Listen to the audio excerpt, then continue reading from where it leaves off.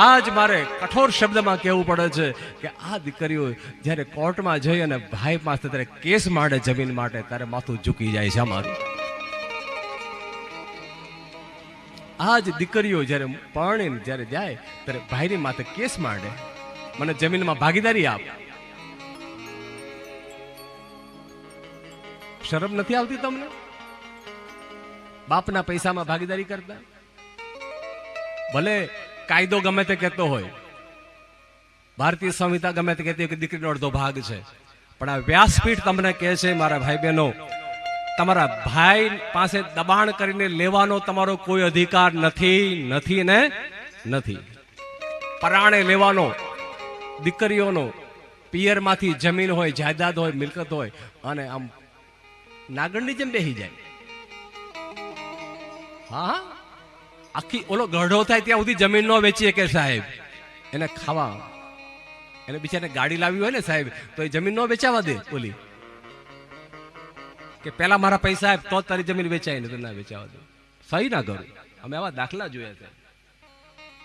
ઓલો ભાઈ બિચારો, ભાભી બિચારી ચોધાર આંસુએ રડે.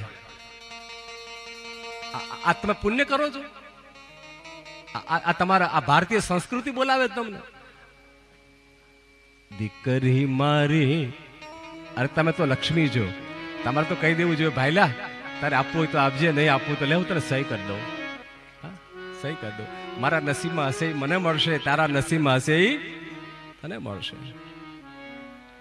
હું તો પરણીને જતી રહી, હું તો પારકી થાપણ, હું તો ધ્યાન રાખજો. આપણા શાસ્ત્રો કહે છે દીકરી મારી લાડકવાઈ, લક્ષ્મીનો અવતાર, એ સુવે તો સાંજ પડે જાગે તો સવાર, દીકરી મારી લાડકવાઈ. દીકરી મારા વાલનો દરિયો, જીવન ભર સલકાય, પામતા જીવન માત પિતાનું ધન્ય થઈ જવાય. એક જ સ્મિતમાં છલકે ના મોતીડા હજાર. માને કાંઈક થાય ને, દીકરીની આંખમાં આંસુ આવ્યા વગર રહે જ નહીં. અરે માની યાદ આવે ના, સાસરે દીકરી હોય અને માની યાદ આવે, બાપની યાદ આવે ના, તોય રડે. મારા બાપુજી શું કરતા હશે? જતા જતા સાસરે જતી હોય ને, જ્યારે દીકરી વિદાય થાય ને, ત્યારે તમે જોજો એના બાપનો હાથ લઈ અને માના હાથમાં આપશે. હાથમાં આપીને કહેશે મારા બાપુજીનું ધ્યાન રાખજો માં. અત્યાર સુધી હું ઘરમાં હતી ને તો મારા બાપુજીને દવા આપતી, પાણી આપતી.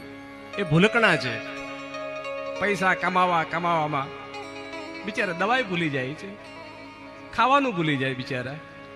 આપણા માટે પૈસા કમાવા માટે રાત દિવસ એક કરે બા, પણ હું જતી રહીશ ને, માના હાથમાં બાપનો હાથ હોપીને કે મારા બાપુજીને હાચવજે હો માં.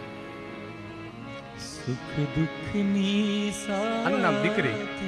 સાથી સાસરામાં હોય ને તોય મા બાપને યાદ કર્યા વગર ન રહે.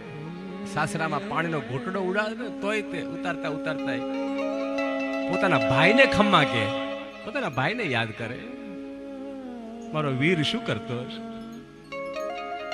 આ વખતે ભાઈ બીજ આવે એટલે મારા ભાઈને અહીંયા બોલાવીને ઓવરના લઉં એના મારા ભાઈને પોતાના પિયરના સ્મરણ કરતા કરતા બેનો છલકાઈ જાય.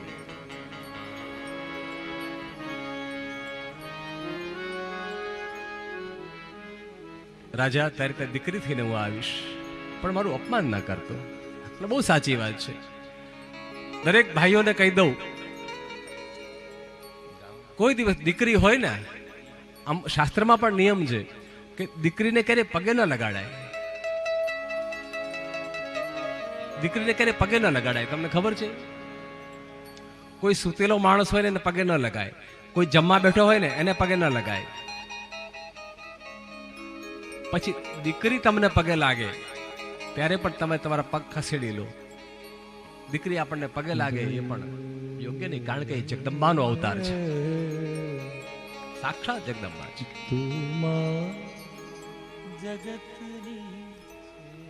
મંદિરમાં કોઈ પણ વ્યક્તિ, સાધુ પુરુષ હોય કે મહાપુરુષ હોય, મંદિરમાં ક્યારેય દેવતાઓની સામે કોઈને પગે ન લગાય.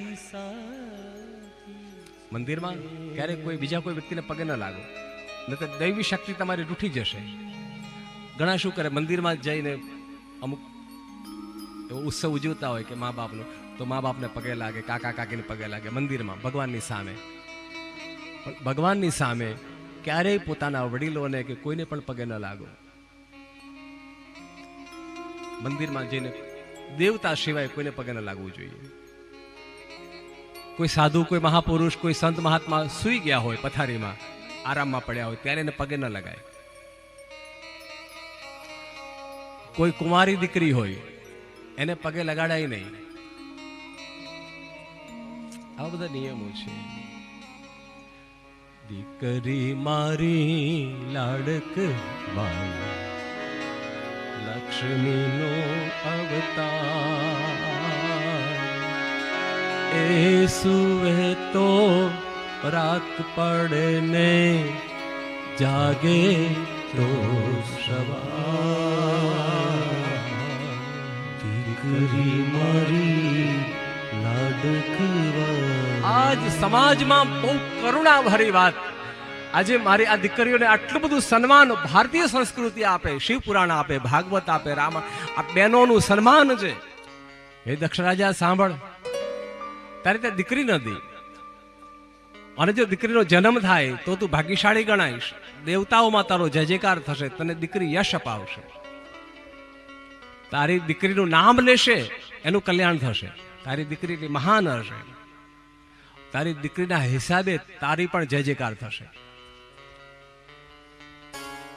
બહુ સાચી વાત છે. દીકરો હોય તો એક કુળમાં આપણું નામ રોશન કરે, અને દીકરી હારી હોય ને તો 2 કુળમાં નામ રોશન કરે આપણું.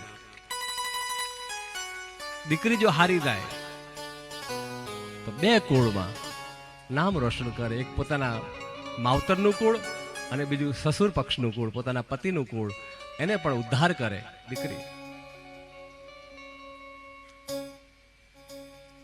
કોઈએ મને પૂછ્યું, મને કે મૃગેશભાઈ, આ દીકરી પોતાના બાપ પાછળ પરણ્યા પછી પોતાના બાપ પાછળ ભાગવત કથા કે શિવ કથા કરાવી શકે?